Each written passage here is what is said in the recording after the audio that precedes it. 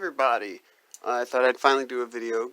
This is completely done. My Darth Zannah inspired lightsaber. So I thought I'd show it off. I'm actually using a tripod this time, so hopefully I won't have to try to unthread anything with my feet like I've done in past videos. Well, it's a little bit awkward, so let's get started. I actually posted a video when it was essentially done before, but I actually did a last minute change, which is a crystal. There's actually a crystal chamber in here. Here's a failed version of it. This is just one of those aquarium crystals. It's red. So let me just give an overview of the lightsaber. I mean, it's close. There's a lot of different versions of this in artwork and stuff because it's very inconsistent, like a lot of the EU characters sometimes were. But essentially, you just have this upper portion, which is, there's the switch, LED retention, blade retention is this knob here. This is the Ultra Saber's Menace, Dark Menace emitter, which is their Darth Maul emitter, which hers is kind of similar to Darth Maul's, but also not. And then I did this switch solution here under the little chip. This little brass plate is kind of the switch assembly. That side's on, and it's actually two independent sides. Here's a custom. I did this myself with the cover tech and then the D-ring. There's a detail. You can see where I actually ground that off to kind of match up with that. And it's essentially the same greeblies over here. So both sides are on, and then I don't know how well that's going to show up on camera, but there is a crystal in there wired into the main LED off the 3.2 pad or whatever, and to the main LED negative, so it comes on and off with the lightsaber, so it doesn't stay on for like display purposes.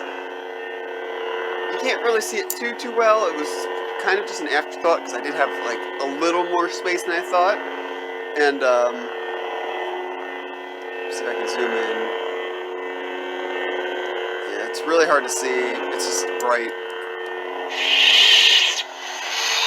But, essentially, it is just, again, one of these glass, or plastic crystals.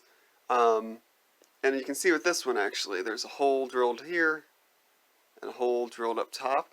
And I pinched it in the very, like, maybe inch and a quarter space I have between the two inner halves, and I have it pinched with two set screws on either side, with a little bit of recessing, so maybe then it's not so bright if it's just the one one. If nothing else, it just gives something to look cool in the middle. But, you know, in the descriptions from the book, like, her crystal is kind of important, so I did want to reflect that a little bit. It doesn't really match the blade super well unless I use the one font that's very red.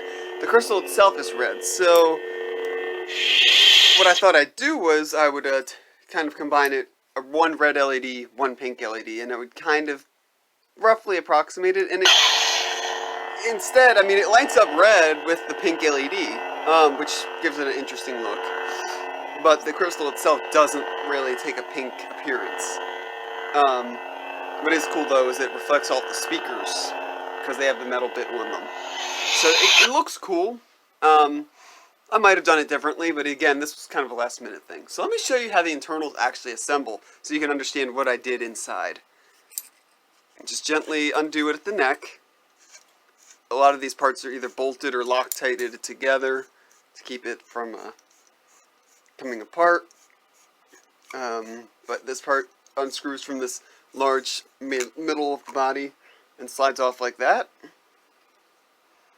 And here you have the soundboard, recharge port, the little LED comes through a channel around the speaker here, and oops, bit of tape there, that shouldn't be there.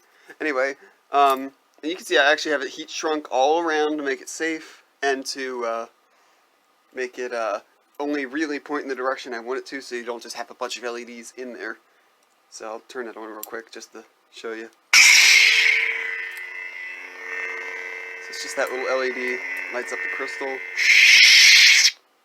And you can get access to your SD card. It's a little tight since I added this wire, but you can still get in and out. It's just a little harder. And this is something I've started doing. Some of these pads are really tiny, so for the like the little accent LEDs, I actually can't see if that's actually showing, but I actually just solder the resistor right on there because it has that little hard resistor lead, and it makes it a bit easier. And that's just a clocking washer to make sure everything lines up, because the red buttons line up and the opposite side, these line up. And that took a while to get right, but I got it right, so I'm happy about that. So the other side is basically the same. Let's see if you can actually see in there. Oh, sweet, there's a light on here. Okay, so you can see that's how the crystal's held in. Nothing fancy. It's just held in right in front of the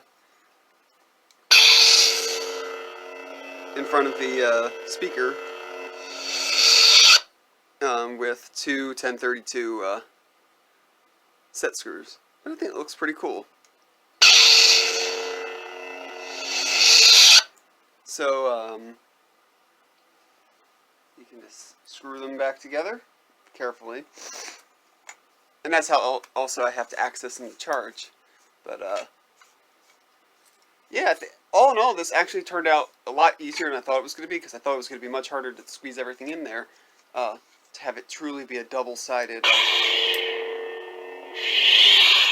lightsaber. But as fate would have it, it was actually not as horribly difficult. And make sure they line up pretty well. I could give it like another tiny turn, but it's close enough for now. Let me reposition the camera real quick, and I will just kind of show the whole thing.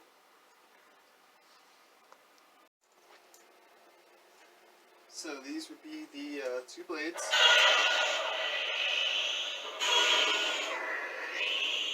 I just have two 24-inch blades, and so they're a little shorter than they should be, but it's what I had on hand.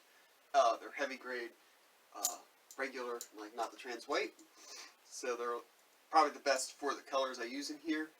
And it's two deep reds and a blue mixed with settings to make it sort of like a rose, Vader-ish light, almost pinkish color. And the advantage of it being two separate sabers, of course, is that you can do staggered ignition. So you can do, for your Darth Maul memes and whatnot, plus the swings are more.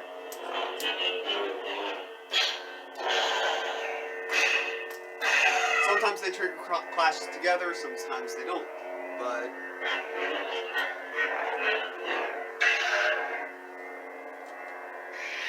and it's an Biscotti V4, so 3 different sound banks. And I did alter the colors slightly for each one. So this is more of a true, pink. Some people might consider that more accurate to Darth Zannah's lightsaber. I don't really know. And then this is more of just a straight red. Try not to hit anything in here. But,